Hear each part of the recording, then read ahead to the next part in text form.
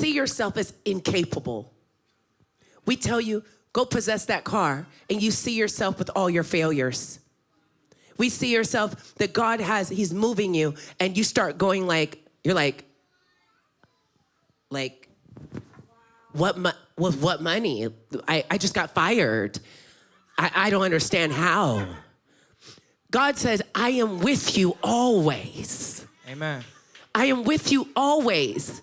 The Lord said, I will never leave you nor forsake you. The Lord said, I shall deliver you out of all of your troubles. Amen. The Lord said, when you are weak, I am strong. The Lord promised you all these, but yet you still see yourself as a grasshopper. So the truth is, you don't believe God. So what's really fighting us? Do we need deliverance? You know what you need deliverance from? You need deliverance from your past. Wow. You're helping. Talk about it. You need deliverance. Because every time God comes to tell you something mighty, your brain puts a picture of all the failure and all the issues and what happened to your mother and what happened to your father and what happened to you, and you don't feel capable. This isn't about a feeling when it's the Lord. The Lord sent a word to the people. He said, I have a promised land. I'm taking you into a promised land. That was a promise that God didn't just give Moses. He gave Abraham. He promised it. God must keep his promise. Titus 1:2 says that God is a God that cannot lie. It's impossible for God to lie. So when it comes down to it, this was always their land. At this time, when he tells them to go in to inhabit this land, God took them there. This is year 2. This is year 2. This mistake by not believing God is going to cost them the next 38 years. And 2 million people will die because of these 10 men who refuse to agree with God. Wow. Are you refusing to agree with God? No. Are you refusing to understand? Because you need to understand his nature. Caleb and Joshua had a different heart and a different spirit. Amen. It was an 11-day journey. And they spent 40 years in a wilderness because of a stronghold on their mind. Their thinking, they saw themselves as grasshoppers. And so they were in their sight. So what happens is, I don't know if you understand, it's like this. If it's like, God has this car for you, and he's gonna make a way for you, and and you will never lose it. And then all of a sudden, you're like, okay, so you get there to the guy, and you're going to go negotiate with him. You go to negotiate with him, and he says, there's no way. And immediately your head goes down. And you come back and said, no, the Lord said, I have it for you. So you go back, and the guy says, there's no way. And you start rehearsing all the failures in your mind. And you're saying, they must have missed it. I must not have heard God. Now, I'm gonna tell you something. I remember I was going through, in 2010, a divorce. And I remember the Lord had told me through a prophet, I was like, God would never say that. She's like, he's going to leave, and this is what you're going to find out. And she goes, she tells me, I'm going to record this because you're going to listen to this back, and it's going to be everything I'm going to say. I was like, God would not say that. God hates divorce. There's no possible way. And he does hate divorce. But sometimes you put yourself with people, and it says what God has joined together, let no man tear asunder. And sometimes you joined yourself with someone, and it just is what it is. Come on, you're helping. So now it's time to get you back on purpose. And so you have a season in your own permissive will, and now it's time to get in the perfect will of God. So then people start falling off so you can get in the perfect will of God. Come on. Jesus. So I was like, okay, God. So the car was driving was in his name. And the Lord was like, and then he left me owing $10,000 a month worth of bills. And now I went from 3 kids to 5 kids, and I have a 1-year-old and a 2-year-old. And I'm like, oh my goodness, what am I gonna do? Oh my goodness, what am I going to do? I've given up my 6-figure job. I've sold my 2 houses. I've sold my other cars. And then to pay the rent, I sold my Lexus to help pay the rent because it was $10,000 a month. So that still only covered $4,000 when I sold the Lexus. And I was like, what am I gonna do? God's like, you're going to rely on me. I'm either God or I'm a liar. Wow. Go deep. I am either who I say I am, and you're gonna find out because you're so out of your comfort zone, and you know you can't move back to Oregon with your parents, and no, you can't go back to Oregon where you wanna go. No, I am either going to be your Jehovah Jireh, your provider, or I am not. Come on. And it sounds like clap, clap, clap, and in the moment I'm just like shaky knees, like, what do you mean? I don't have any money, I don't have anything. And God's like, good, I do. But I don't know him like this yet. I don't know him as the one who can make a way out of absolutely nothing. Something out of nothing. Something who can heal my broken heart, who can restore my family, who can put things back in place, keep me close to him, and make sure I get it right on the right path. I don't know him like this.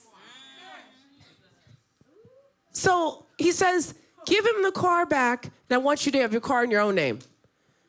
I'm like, I can just keep taking this car payment and it's easier. Somehow God is not always interested in easy. Come on, it's true. Right there. Come on, talk about it. It would have been easier. My dad lived in a like, he had like an acre of land. He had 2 acres or something, and had a tennis court, and he had jacuzzi tub and swimming pool, and there was nobody in those other 3 rooms. It's just me and the kids. It feels a lot easier to go back to Oregon. Ah. My Lord, come on. I don't think they caught it. Oregon is starting to look real good right about now. I can deal with the cold weather and it raining 70% of the year, I think. Like God actually made a mistake or something because he told me my destiny was in California, but I'm trying to move myself backwards because it seems so much easier. This is what I can see. This is my sight. My sight is go back to what you know. My sight is go back to what's familiar. Can this pain just go away right in a fast and hurry? Can this situation just like hurry up and be okay? Because I am so tired of this feeling. I don't know how I'm gonna live and I'm not gonna even breathe. So now you want me to go get a car. So I go and I show them, they're like, we need your bank statements. I go give them bank statements. They're like, no. And I'm like, okay. They're like, no. And I'm like this, and I'm like, no. And then I do it again, and no. And I go to another place, it's like, no. And they're like, well, we can give you this car. But this car was like my ex-husband's mother's car. It was the mother-in-law's car. And I was like, no. Like the exact car. I was like, no. They try to put me in, no, that's like bondage. I refuse to. No, thank you. So I'm like, okay, God. So finally, I'm driving Taryn Monique, my daughter, to a audition for like Disney. And I'm taking her, and I say this out loud in the car. I said, Lord, I've done everything that you've asked me to do. If you spoke to me and you want me to have a new car, you're gonna have to make a way. You're teaching good. I literally had done everything in my power. It was not working. And as soon as I did that, like 15 minutes later, I'm just minding my own business. We're almost at the location, and a car comes behind me and slams into the back of me. When you ask God to do things, My Lord. it doesn't come the way you think it's going to come. Wow, talk about it. So I get out the car, and there's this young kid, and he's hit me, and he's an African kid, and he calls his mother immediately, so he's like 17 probably, right? And I'm like, Monique, just go down so you're not late. So she walks up the street to her audition. So she's going up the street. So we're good there. And then the guy says, he says, Mom, would you like to talk to her? She's like, hi. She goes, my son has had 3 accidents in the last 6 months. My insurance will go through the roof. Can I just pay you?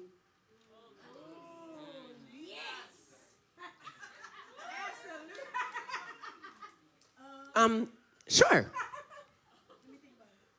I was like, well, I already had like a little dent there already. No, whatever it is, I'll just pay you. Doesn't matter. I just need to get it out of my 401k.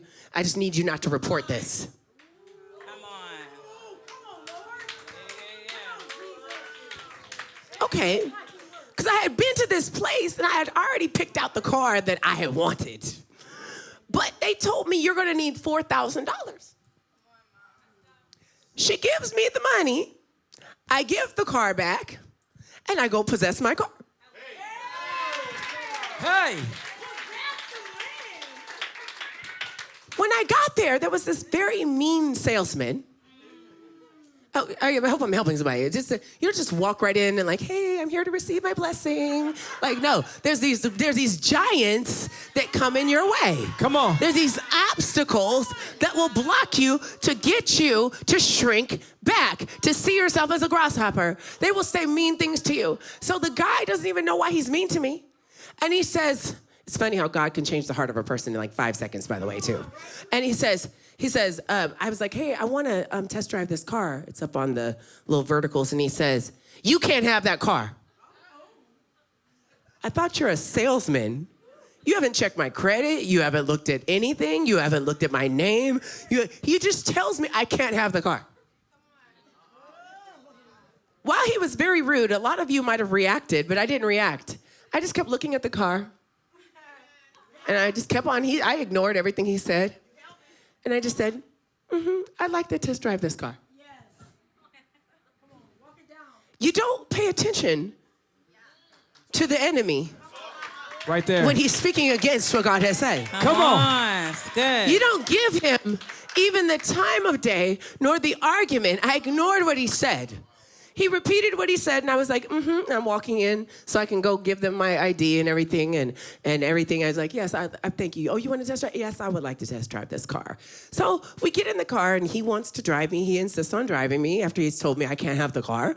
And we drive the car around the freeway and back around, and all of a sudden he says, you know what? I'm going to make sure you get this car. The devil is so schizophrenic. By the time he had ridden around in the car with me, some kind of light must have hit him because he was talking about, I'm going to make sure you get this car. What just happened to the man just told me I can't have the car? Wow, come on. Jesus. And then they said, well, instead of $4,000, you're going to need $6,000 down. I said, well, I have $4,000. They said, oh, that's fine. Just give us the next $2,000 in the next month or so. You can take it today. And they gave me the car, and I drove off with my car. Hey. Somebody say, I receive. I receive.